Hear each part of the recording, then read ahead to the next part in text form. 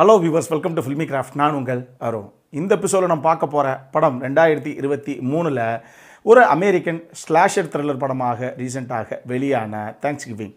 இப்போ இந்த படத்துடைய கதை என்ன அப்படிங்கிறத லைட்டாக இங்கே நம்ம பார்த்துடலாம். படத்துடைய ஆரம்பத்திலேயே தேங்க்ஸ்கிவிங் டே ஒன்று நடக்குது. தேங்க்ஸ்கிவிங் டே அப்படின்னா என்ன ஸ்பெஷாலிட்டியாக உள்ளே இருக்கும் அப்படிங்கிறது அமெரிக்க வாழ் மக்களுக்கு எல்லாம் தெளிவாக தெரியும்.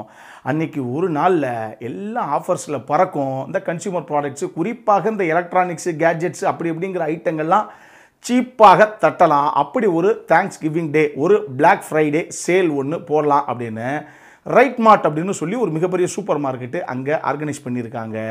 மக்கள் வெளியே அலை வெள்ளத்தில் நிற்கிறாங்க. நம்ம தான் முதல்ல போய் இருக்கிற பொருள்லாம் அள்ளிடணும் சீப்பான ரேட்டுக்கு அப்படின்னு. அந்த தருணத்தில் இந்த சூப்பர் மார்க்கெட்டுடைய ஓனருடைய பொண்ணான ஜெசிகா அவங்களுடைய பாய் ஃப்ரெண்டு கூட இருக்கக்கூடிய ஒரு 3-4 ஃப்ரெண்டு எல்லாத்தையும் கூப்பிட்டு போயிட்டு இவங்க சைட் டோர் வழியாக முதல்ல உள்ளே போயிடுறாங்க.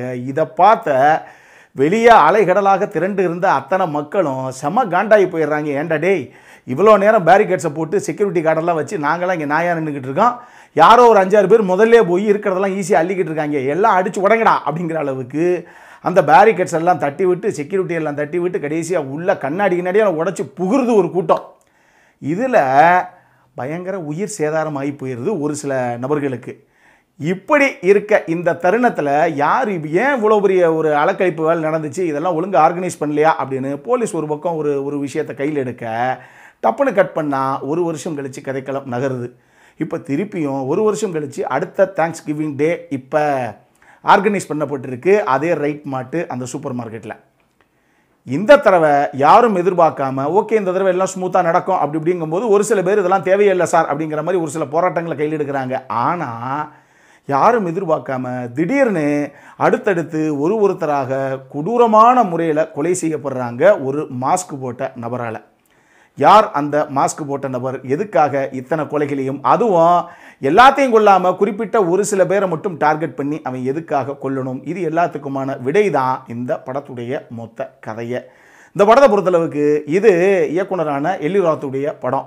அவருடைய படங்கள் எப்பயுமே சம்பவம் கொஞ்சம் ரத்தம் தூக்கலாக தான் இருக்கும். அது கேபின் ஃபீவர் ஆகட்டும், ஹாஸ்டல் படமாகட்டும், எல்லா படமும் அவர் அப்படி தான் அப்புறம் பண்ணுவாப்பில். அதுவும் ஹாஸ்டல்லாம் பார்த்தவங்களுக்கு தெரியும் எவ்வளோ ரணக்கொடூரமான ஒரு படம் அப்படிங்கிறத அதை பார்த்தவங்களுக்கு தெரியும். அப்போயே ஒரு 10-15 வருஷத்துக்கு முன்னாடியே வேறு லெவலில் தெரிக்க விட்ட ஒரு படம் அது. இப்படி நம்மளுடைய படங்கள் நான் சொன்ன மாதிரி ரத்தம் கொஞ்சம் தூக்கலாகத்தான் இருக்கும். அதனை சார் கொஞ்சம் தூக்கல் அப்படிங்கிறீங்களா? ஆமாம், ஒரு 5 லாரி நிறைய முதல்ல ஆர்டர் பண்ணி எடுத்துகிட்டு வந்து ரத்தம் ஃபுல்லாக ஸ்க்ரீன் ஃபுல்லாக தெரிக்க விட்டுருவாப்பில். அந்த மாதிரி தான் அவருடைய படங்கள் இருக்கும். அப்படி ஒரு சம்பவம் தான் இந்த படமும். பர்ஃபார்மன்ஸு அப்படின்னு பார்த்தீங்கன்னா எல்லாருமே கொடுத்த கதாபாத்திரத்தை நீட்டாகத்தான் பண்ணியிருந்தாங்க. ஆனால் பொதுவாக இந்த மாதிரி ஸ்லாஷர் த்ரில்லர் படங்களில் சிஜி ஆகட்டும், விஎஃப்எக்ஸ் ஆகட்டும், எஸ்எஃப்எக்ஸ் ஒர்க்கு ரொம்ப ரொம்ப முக்கியம். இதை தாண்டி படத்துடைய சவுண்ட் டிசைனிங் இது நாளும் ரொம்ப குறிப்பிடத்தகுந்த அளவில் எந்த அளவுக்கு பக்காவாக செட் ஆகுதோ அந்த அளவுக்கு நம்பகத்தன்மையாக இருக்கும். அவங்க பண்ணுற அந்த ரத்தம் தெரிக்கக்கூடிய சம்பவம் கூட இந்த படத்தில் அதெல்லாம் ஸ்லாஷர் த்ரில்லர் ரசிகர்களுக்கு பிடிக்கிற மாதிரி கொடூரமாக பல விஷயங்கள் சித்தரிக்கப்பட்டிருக்கு. இதை மைண்டில் வச்சுக்கோங்க. அதே மாதிரி ஸ்க்ரீம் படம் பார்த்துருப்பீங்க, அதில் பல பாகங்கள் வந்துச்சு. ஸ்க்ரீம் படமெல்லாம் உங்களுக்கு பிடிக்கும், அந்த பாணியில் வெளியாகக்கூடிய கதைக்களத்தோடு வெளியாகக்கூடிய படங்கள்லாம் உங்களுக்கு பிடிக்கும் அப்படின்னா இந்த படமே கூட உங்களை பெருசாக கவர்றதுக்கான வாய்ப்புகள் இருக்குது. ஸோ அந்த ரசிகர்கள் தாராளமாக இந்த படத்தை பார்க்கணும் அப்படின்னா பார்க்கலாம். அடுத்த காரணத்தை பொறுத்தளவுக்கு இதில் ஒரு சில செக்ஷுவலான காட்சிகளும் சரி, ஒரு சில ரத்தம், ஒரு சில இல்லை, எக்கச்சக்கமான ரத்தம் தெரிக்கக்கூடிய காட்சிகளும் உள்ள நிரம்பிய படம் தான் இது. அதனால் ஃபேமிலிக்கும் இந்த படத்துக்கும் சம்மந்தம் கிடையாது. மைண்டில் வச்சுக்கிட்டு அதுக்கப்புறம் பார்க்கணும் அப்படிங்கிறவங்க பாருங்கள். இதே மாதிரி இன்னொரு வீடியோவோட அடுத்த முறை உங்களை சந்திக்கிற வரைக்கும் இட்ஸ் அருண் சைனிங் ஆஃப்.